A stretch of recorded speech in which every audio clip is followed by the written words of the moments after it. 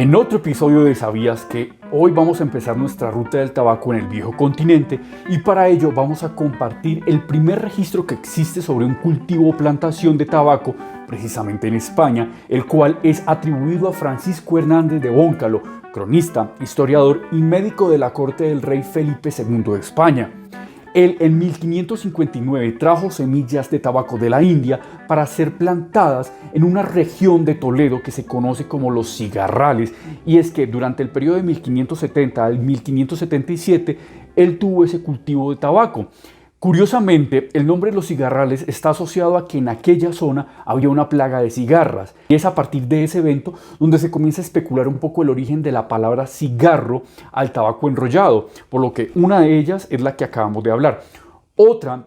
está también muy ligada no solamente por la zona, sino ya precisamente con el insecto que es la cigarra, o también lo asocian con la langosta, que en España también se le conoce como cigarrón. Y es que la figura de esos insectos emula mucho a lo que es el tabaco enrollado, que finalmente pudo inspirar a la gente a darle el nombre de cigarro. Y finalmente, como tercera hipótesis o teoría frente al origen etimológico del cigarro, del nombre de cigarro, viene de la palabra maya sicar, que obviamente ya muchos conocen y que hace alusión a fumar. Bueno, y ya que hablamos del registro del primer cultivo del tabaco que hubo en el viejo continente y en España, pues me gustaría hablar sobre el libro llamado Historias del cultivo del tabaco en España, escrito por el historiador José Pérez Vidal en 1956, el cual él resume la evolución del cultivo del tabaco en España en 4 grandes periodos. El primer periodo se da entre los siglos XVI y XVII, donde ese cultivo de tabaco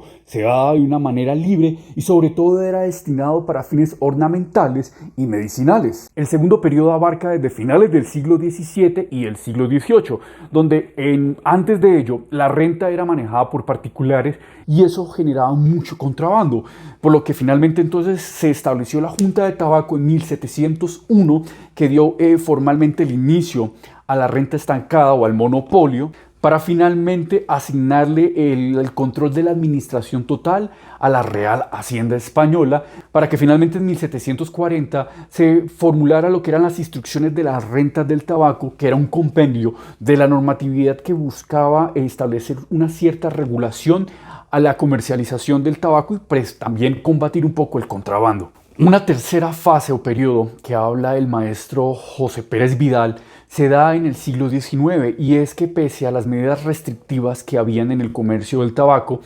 hubo unos periodos específicos donde hubo una cierta flexibilidad. Uno de ellos fue en 1818 y en algunas regiones se permitió no solamente el cultivo, sino también la venta de tabaco y la producción de derivados de tabaco. Y otro momento también en el que se dio esa flexibilidad fue en 1820 a 1823, en donde regiones específicas como Baleares o Canarias, y eso quedaría formalmente establecido mediante decreto real de 1827, para que finalmente a 1852 se diera una liberación del cultivo del tabaco, sobre todo en los archipiélagos de la península española. Y finalmente el último periodo se daría en el siglo XX,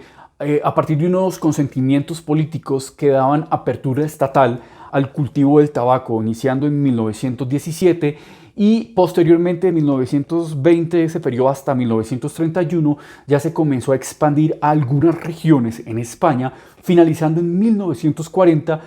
con la instalación formal del Servicio Nacional de Cultivo y Fermentación del Tabaco, pues en España. Nada, finalmente agradecerles a todas y a todos por ver este episodio,